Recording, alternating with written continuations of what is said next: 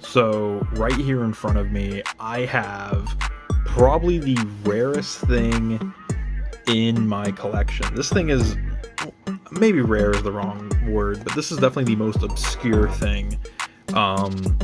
This is Magnificus from Transformers Generations. This is brand new, sealed, and I hadn't seen one of these before. I don't know how often they come up either. So I really lucked out that like the day I was looking for one of these, one was on eBay, and normally I kind of like sleep on it before I make a purchase, especially with how much this was. And then, but like the next morning, I still wanted it, so I purchased it. Anyways, we're going to open this up now, because that's what I want to do. That was the whole reason I bought this, was to add this to like my series of blacked out, dark, evil Decepticons. So we're going to open this live on video. I wanted that as part of this kind of video compilation. Ooh. There we go. Okay. I didn't want to like destroy the box. Oh, he's just in there. That's super nice. Boom. This has not been ever opened, and this is from 2014. Set that there. Put the little baggie right there. There he is. Magnificus. Now, vehicle mode is where this guy really shines. This thing looks so cool as this weird Antarctic half-track science vehicle. Just really nice colors. The black with the silver and the gray hubcaps and treads. On top of that, it looks really nice with the other blacked out Decepticons like Sound Blaster and Scourge, and hopefully Flame War whenever that comes out. I'm really excited to add this as well as other kind of goth Decepticons to this guy's group. Now, transforming this figure, that's a whole different story. So kind of just getting started on him, you want to pull out the arms, and they are on these rotation parts that are really kind of finicky, but it's mostly just a series of pulling stuff apart and moving things, especially down here in the legs where stuff kind of tabs together, and you have to push things a little bit past what you're comfortable with. This is an older figure, so it is a little bit more malleable in terms of like, I guess durable is the better word, but you can see where you just kind of have to flex and pull some stuff and really just flip things into things until you get the shape of the legs. Now up here is where I had a lot of trouble, especially with this head section. You can see there was a cut there. So the head just pops out on this red part, and then there's this really big tab in this slot that you have to push the tab past to get into the slot on the head. And it really freaks me out, especially with today's modern Transformers. You can see where I'm struggling to pop it in, and the leg pops off on me. Both legs end up actually popping off on me trying to do this. And yeah, it's just a really tight connection. And then after that, it's just situating the arms and the backpack, which is a lot easier said than done, because you have to get those rotation-y bits on the wheels. You have to get those lined up, and then there's a tab on the backpack that tabs in two different spots. So it tabs in lower than it should, and then it tabs in the correct spot, and the windshield will also be an indicator. You can see right here, I'm just struggling to get this thing into the right spot because the windshield pops up, like I said, and if you don't have it in the right spot, the windshield won't sit flush against the back. So this is me trying to figure out how to rotate it just enough to get it into the right spot. It really is just a little bit of a fiddly transformation, but once it's said and done, he looks fantastic in his robot mode. Like, oh my gosh, this guy is gorgeous.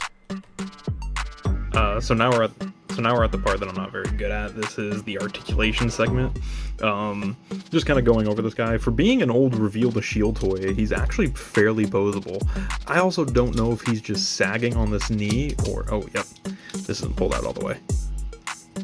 Oh, maybe it is. I don't know. It definitely looks like one knee is lifted higher than the other currently.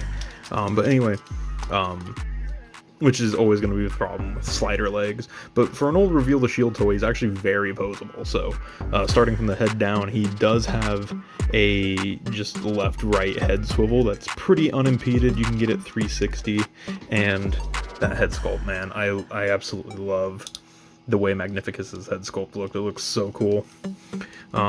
This turret on the side can actually move a little bit out of the way and can point up and down, which is pretty cool. His shoulders are ball jointed, so they can go 360, go out almost at a full 90, and then he does have a bicep swivel, and he has more than a 90 at the elbow, like almost a double jointed elbow and a wrist swivel. So like, this is modern articulation in his arms at least. These little silver discs on his arms also rotate, which is kind of cool. On top of that, because of the wheels, he does kind of have a little outward and inward butterfly, just a little bit. I think if you tilt the arm down a little bit, no, it doesn't think you can get it out, but you can definitely get it going in. He can totally kind of bring his arm over to check the time, which is pretty funny.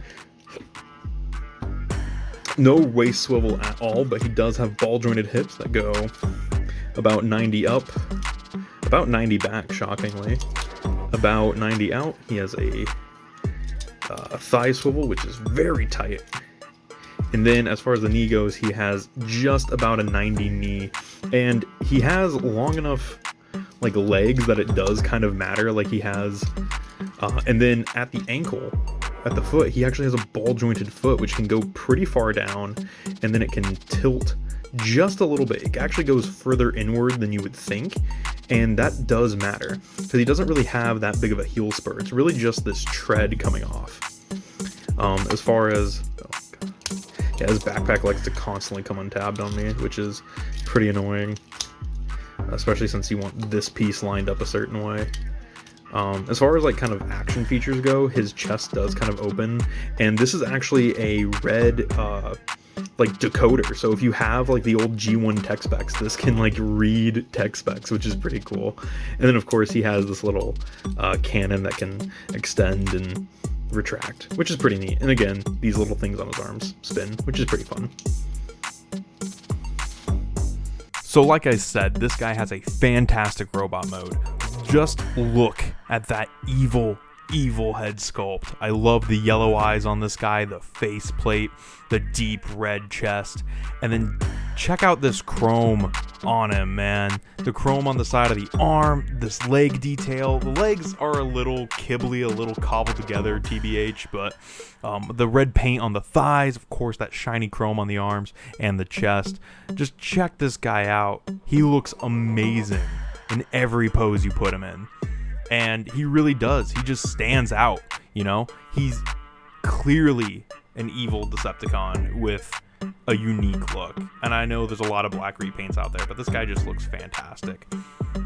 Especially if you just put him on the shelf, and he looks great by himself. That's the other thing. You don't need to put this guy with a squad. He doesn't need to be part of the Decepticons.